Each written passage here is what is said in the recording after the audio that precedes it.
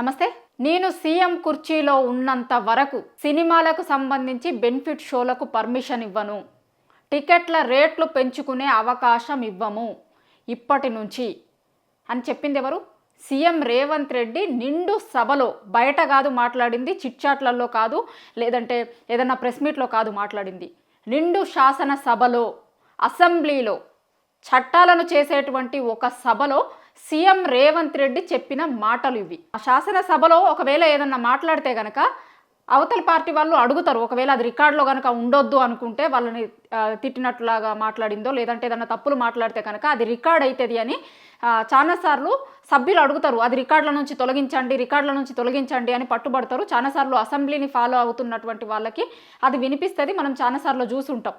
ఏదన్నా తప్పుగా మాట్లాడితే కనుక, లేదంటే ఆ సభలో లేనటువంటి సభ్యుల పట్ల మాట్లాడితే కనుక ఆ అవతల పార్టీకి సంబంధించినటువంటి వాళ్ళు స్పీకర్ని కోరుతారు, రికార్డుల నుంచి దాన్ని తొలగించుర్రి అని.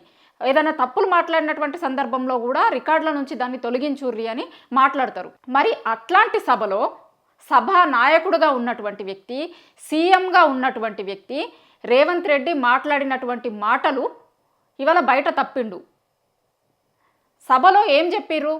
బెనిఫిట్ షోలకు పర్మిషన్ ఇవ్వము, మేము ఎట్లాంటి ప్రివిలేజ్ కూడా ఇవ్వము ఇప్పటి నుంచి. ఎందుకంటే పుష్ప 2 సందర్భంగా జరిగినటువంటి తొక్కిసలాటలో రేవతి అనేటువంటి మహిళ చనిపోయింది. దాని తర్వాత అనేక పరిణామాలు జరిగినాయి. అవన్నీ కూడా తెలుసు, చూస్తున్నటువంటి వాళ్ళకి అందరికీ కూడా తెలుసు. ఆ పరిణామాల సందర్భంగా సభలో దాని మీద చర్చ జరుగుతున్నప్పుడు ఇప్పటి నుంచి మేము ఎట్లాంటి బెనిఫిట్ షోలకి టికెట్లు రేట్లు పెంచుకోవడానికి ఇంకా ఎట్లాంటి ప్రివిలేజ్లు కూడా ఇవ్వము ఇప్పటి నుంచి అనేటువంటిది సీఎం రేవంత్ రెడ్డి నిండు శాసన సభలో చెప్పినటువంటి మాటలు.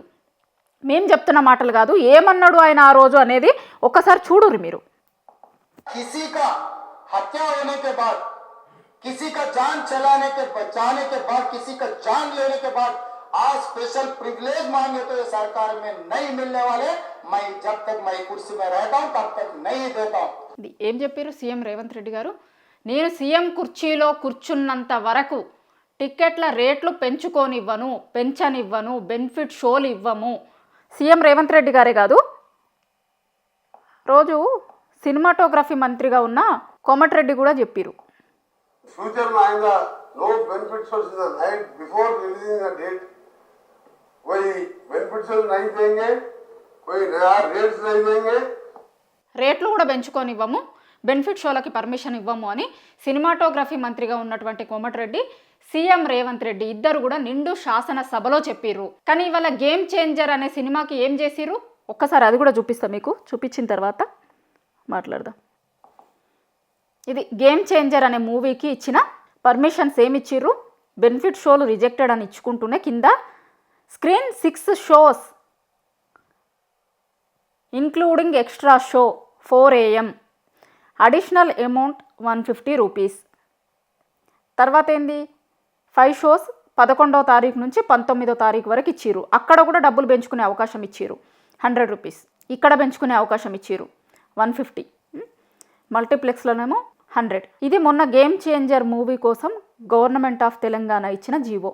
మరి ఎందుకోసం ఇచ్చిర్రు ఈ జీవో? నేను సీఎం కుర్చీలో కూర్చునేంత వరకు ఎట్లాంటి షోస్కి పర్మిషన్ ఇవ్వము, టికెట్ల రేట్లు పెంచుకునేందుకు ఇవ్వము అని చెప్పారు కదా.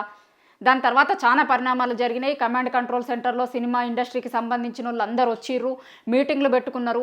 దాని తర్వాత కూడా మాట్లాడిర్రు. దాని తర్వాత కూడా అసెంబ్లీలో మాట్లాడుతూనే దాని తర్వాత కమాండ్ కంట్రోల్ సెంటర్లో మీటింగ్ పెట్టిర్రు. మీటింగ్ తర్వాత బయటకు వచ్చినప్పుడు దిల్ రాజు ఏం మాట్లాడిండో చూడుర్రి. టికెట్ రేట్లు బెనిఫిట్ షోల వరకు టాపిక్ కాదమ్మా, ముందు ఇండస్ట్రీ గ్రోత్ అది చిన్న పార్ట్. అది బెనిఫిట్ షోలు టికెట్ రేట్లు అనేది చిన్న పార్ట్, దానికి ఇంపార్టెన్స్ కాదు. గవర్నమెంట్ బెనిఫిట్ షోలు టికెట్ల రేట్లు అనేటువంటిది చిన్న విషయం. ఆ రోజు కమాండ్ కంట్రోల్ సెంటర్లో పుష్ప 2కి సంబంధించినటువంటి ఇన్సిడెంట్ జరిగిన తర్వాత సినిమా ఇండస్ట్రీకి సంబంధించిన వాళ్ళందరూ కమాండ్ కంట్రోల్ సెంటర్లో సీఎం రేవంత్ రెడ్డితోని మీటింగ్ అయ్యారు.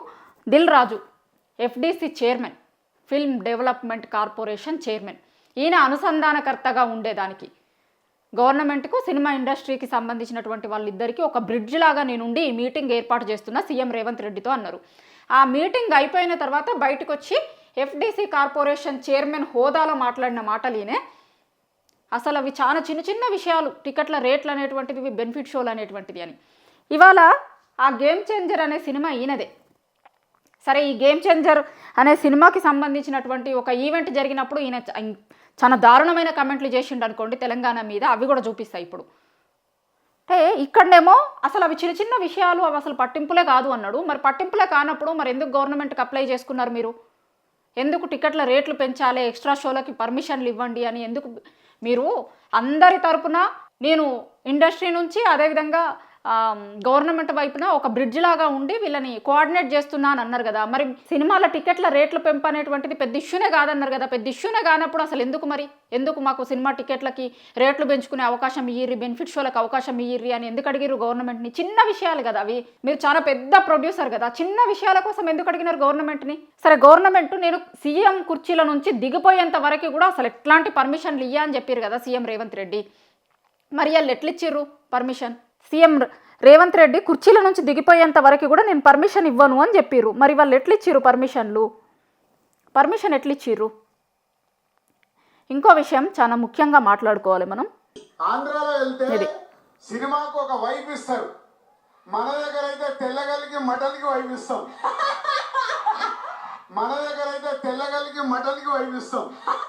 చూడండి, ఆయన వెకిలి చేష్టలు చూడురి. చాలా పెద్ద ప్రొడ్యూసర్, తెలంగాణ నుంచి ఉన్న ప్రొడ్యూసర్. ఇదా మాట్లాడాల్సిన మాటలు? సినిమాకు ఒక వైబ్ ఇయ్యరట. అసలు తెలంగాణ వైబ్ అంటే ఏం తెలుసు ఈయనకి? తెలంగాణ సంస్కృతి అంటే ఏం తెలుసు? తెలంగాణ సంస్కృతిలో ఒక వైబ్ ఉంటుంది, తెలంగాణ పాటలో ఒక వైబ్ ఉంటుంది, తెలంగాణ కళాకారులలో ఒక వైబ్ ఉంటుంది. ఈయనకు వైబ్ కనిపిస్తలేదట అసలు. దారుణమైన మాటలు. తెలంగాణ చరిత్రను, తెలంగాణ రాష్ట్రాన్ని, తెలంగాణ సంస్కృతిని కించపరిచే మాటలు కదా. ఎంత గేమ్ చేంజర్ అనే మూవీకి సీఎం రేవంత్ రెడ్డి పర్మిషన్లు ఇచ్చినంత మాత్రాన తెలంగాణ సంస్కృతిని దిగజార్చేలాగా మాట్లాడాలనా? ఇదేనా మీరు నేర్చుకుంది? ఇదేనా మీకు తెలంగాణ నేర్పింది? తెలంగాణలో నుంచి ఉన్న పెద్ద ప్రొడ్యూసర్ అనుకుంటాడు. తెలంగాణకి సినిమాకి అసలు వైబ్ ఇయ్యరట, ఇంకా దేనికో వైబ్ ఇస్తారట. చాలా దారుణం. అసలు ఏం మాటలు మాట్లాడుతుండో ఈయనకే తెలియాలి. ఇంత దారుణమైన మాటలా తెలంగాణ మీద? దీనికి సరే వీళ్ళు కూడా ఒక కౌంటర్ ఇచ్చిర్రు. ఒకసారి ఇది కూడా చూడుర్రి. కలిసి వచ్చిన వ్యక్తి కాదా? ఏ ఒక్కరోజు కూడా తెలంగాణ ప్రజలకు అండదండగా నిలబడ్డ వ్యక్తి కాదు. ఆయన కూడా నిజామాబాద్లో మాట్లాడుతూ తెలంగాణ కల్చర్ను అవమానించాడు. ఆయనకు ఆంధ్రాలో సినిమాలు విడుదల చేస్తే వైబ్ ఉంటుందట, తెలంగాణలో విడుదల చేస్తే వైబ్ ఉంటలేదట. అయితే తెలంగాణలో సినిమాలు మానుకోని ఆయన దిల్రాజు, నువ్వు సినిమాలు మానుకొని కళ్ళు మాంసం దుకాణం పెట్టుకో, ఇక్కడ కూడా నీకు వైబ్ ఉంటుంది. నీకు కావాల్సింది వైబ్ కదా, ఇక్కడ సినిమాలకు వైబ్ ఉంటుంది అంటున్నావు కదా. సినిమా వ్యాపారం ఇక్కడ మానుకో. మంచిగా అన్నారు నిన్న దేశపతి శ్రీనివాస్. ఏమన్నారంటే, కళ్ళు దుకాణమే పెట్టుకో నువ్వు, తెలంగాణ ఇక్కడ ఎందుకు సినిమాలు ఆడించుకుంటున్నావు, మరి ఇక్కడ ఎందుకు సినిమాలను రిలీజ్ చేస్తున్నావు, అదే పెట్టుకో, తెలంగాణ సంస్కృతిని కించపరిచేటట్టు ఎట్లా మాట్లాడినవని. తెలంగాణలో పుట్టి తెలంగాణ వాడై అసలు ఇక్కడ సినిమాలకు వైబ్ ఇయ్యరు, మరి ఎందుకు ఆడియో రిలీజ్ ఫంక్షన్ చేసుకున్నావు? తెలంగాణలో వైబ్ ఇయ్యర్ అని తెలుసు కదా నీకు, సినిమాకు వైబ్ ఉండదని తెలుసు కదా. ఆంధ్రాలో గేమ్ చేంజర్ ఈవెంట్కి సంబంధించి ఒక ఈవెంట్ చేసుకున్నారు, అక్కడనే చేసుకోవాల్సింది. తెలంగాణలో ఎందుకు చేసినావు? మరి నిజామాబాద్లో ఎందుకు చేసుకున్నారు? చేసుకోకుండా ఉండాల్సింది కదా. ఇక్కడ వైబ్ ఉండదు కదా, వైబ్ ఉండదని మీకు తెలుసు కదా. తెలిసినప్పుడు ఎందుకు పెట్టుకున్నారు ఇక్కడ? మరి ప్రతి ఒక్కరికి తెలంగాణ మీద, తెలంగాణ కల్చర్ మీద మాట్లాడుడు ఫ్యాషన్ అయిపోతుంది. సరే, ఇంకా ఈ షోస్ దగ్గరకు వద్దాం మనం. ఇక్కడ ఎన్ని షోస్కి పర్మిషన్ ఇచ్చిర్రు? 6 ఇచ్చిర్రు. ఇక్కడ 11వ తేదీ నుంచి 5 షోలకు పర్మిషన్ ఇచ్చిర్రు.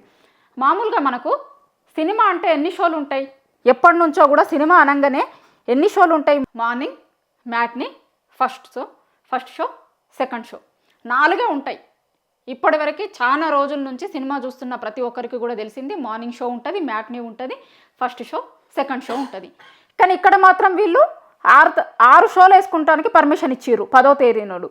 తర్వాత నుంచి 5 షోలు వేసుకోవడానికి పర్మిషన్ ఇచ్చిర్రు. ఇవి ఎక్స్ట్రా షోస్ కాదా, ఎక్స్ట్రా డబ్బులు కూడా పర్మిషన్ ఇచ్చిర్రు.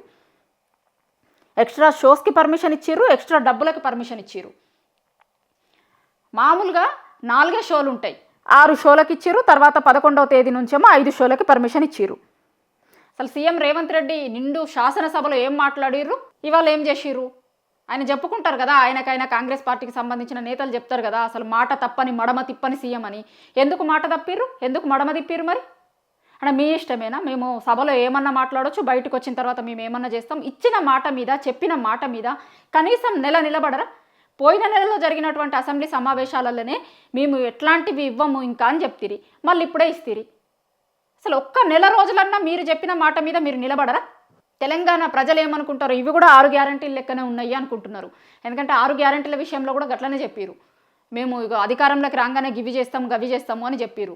రుణమాఫీ రైతు భరోసాకైతే ఆ రోజు అధికారంలోకి రావడానికి ఆ రోజు బహిరంగ సభలలో ఏం చెప్పారు, 2 లక్షల రుణమాఫీ అందరికీ చేస్తాము అన్నారు. రైతు భరోసా కూడా చెప్పారు. ఆ రోజు ఏం కొర్రీలు పెడతాము, ఇగో గీ ఇవి పెడతాము, ఇంతమందికి రుణమాఫీ చేస్తాం, ఇంతమందికి రైతు భరోసా ఇస్తామని ఆ రోజు ఏడా చెప్పలేదు. ఓపెన్గానే చెప్పేసిర్రు అందరికీ అనేది. అధికారంలోకి వచ్చిన తర్వాత అది కొందరికి అయింది. గట్లనే నెల రోజుల కిందట చెప్పిన ముచ్చట కూడా అసలు మేము చెయ్యం అన్నారు. కానీ అది అందరికీ వర్తిస్తుందా అని అంటే వర్తించదు. మా ఎఫ్డీసీ చైర్మన్ ఆధ్వర్యంలో వస్తున్న సినిమాకి మాత్రం ఒక వేరే రూల్ ఉంటుంది. గేమ్ చేంజర్ మా ఎఫ్డీసీ చైర్మన్ తీసిన సినిమా కాబట్టి మాకు ఒక రూల్ ఉంటుంది అని నిరూపించుకున్నారు. 6 గ్యారంటీలు లెక్కనే ఉన్నాయి ఇవి కూడా. అసలు ఇచ్చిన మాట మీద చెప్పిన మాట మీద నిలబడుడే లేదు. సీఎం అంటే, సీఎం పదవి అంటే, సీఎం చెప్పిన మాటలంటే, అవి శాసనసభలో చెప్పిన మాటలంటే ఖచ్చితంగా ఒక వాల్యూ ఉంటుంది. ఖచ్చితంగా వాల్యూ ఉండాల్సిన మాటలు. సభలో చెప్పేటువంటి మాటకు ఒక క్రెడిబిలిటీ ఉంటుంది. కానీ సభలో చెప్పిన మాట మీదే నిలబడకపోతే ఎట్లా మీరుగా? రేపు పొద్దున ఒకవేళ మీరు ఏమైనా బహిరంగ సభలలో కనుక లేదంటే ప్రెస్ మీట్లలో కనుక ఏదైనా పథకం గురించో ఇంకేదో బెనిఫిట్ గురించో జనాలకి మేము చేస్తాము ఇట్లా అని మాట్లాడితే ఎందుకు నమ్ముతారు జనాలు? ఎట్లా నమ్మాలి? ఎందుకంటే శాసనసభలో మాట్లాడేటువంటి ప్రతిదీ కూడా క్రెడిబిలిటీ ఉన్నటువంటి మాట. ఆ మాటకు చాలా అర్థం ఉంటుంది. సీఎం సభలో చెప్పిండు అంటే ఖచ్చితంగా చేస్తాడు అనేటువంటి క్రెడిబిలిటీ ఇప్పటి వరకు కూడా వచ్చింది. కానీ ఇప్పుడున్నటువంటి సీఎం రేవంత్ రెడ్డి దాన్ని కూడా తుంగలో దొక్కిండు. సీఎం రేవంత్ రెడ్డి గారు చెప్పిన మాటల వల్ల సీఎం అనేటువంటి వ్యక్తులు శాసనసభలో మాటిచ్చినా కూడా బయట తప్పొచ్చు అనేటువంటి దాన్ని ఎగ్జాంపుల్గా చూపించిండు. ఈయన చాలా వాటికి ఎగ్జాంపుల్గా ఉన్నాడు. ఇచ్చినటువంటి హామీలను ఎట్లా తప్పించుకోవాలి, మిగతాయి చాలా ఇష్యూస్కి సంబంధించి ఇప్పుడు సీఎం రేవంత్ రెడ్డి చేస్తున్నటువంటి అవలంబిస్తున్నటువంటి విధానం చాలా మందికి ఒక ఎగ్జాంపుల్గా ఉంది. అంటే సీఎం స్థాయిలో సీఎం పదవిలో ఇట్లా చేస్తారు అనుకుంటారు, కానీ వాటన్నింటినీ కూడా తుంగలో తొక్కుకుంటూ ఇప్పుడు సీఎం రేవంత్ రెడ్డి ప్రవర్తిస్తున్నాడు. ఇప్పుడు గేమ్ చేంజర్ అనే మూవీకి డబ్బుల రేట్లు పెంచుకునేందుకు ఎక్స్ట్రా షోస్కి పర్మిషన్ ఇచ్చినటువంటి విధానం చూస్తే కూడా సభలో సీఎం అనేటువంటి వ్యక్తులు సభలో మాట్లాడినటువంటి మాటకు కూడా విలువ ఉండదు. సభలో చెప్పినటువంటి మాటకు బయట అనుసరిస్తున్నటువంటి విధానంకి వేరేలాగా చెయ్యొచ్చు అనేటువంటి దానికి కూడా ఒక ఎగ్జాంపుల్గా నిల్చున్నాడు ఈరోజు సీఎం రేవంత్ రెడ్డి. మాట తప్పిండు. ఇచ్చినటువంటి మాట మీదే, ఆయన చెప్పినటువంటి మాట మీదే ఆయన నిలబడడం లేదు. తెలంగాణ జనాలందరూ ఇంకా ఏ విధంగా నమ్ముతారు?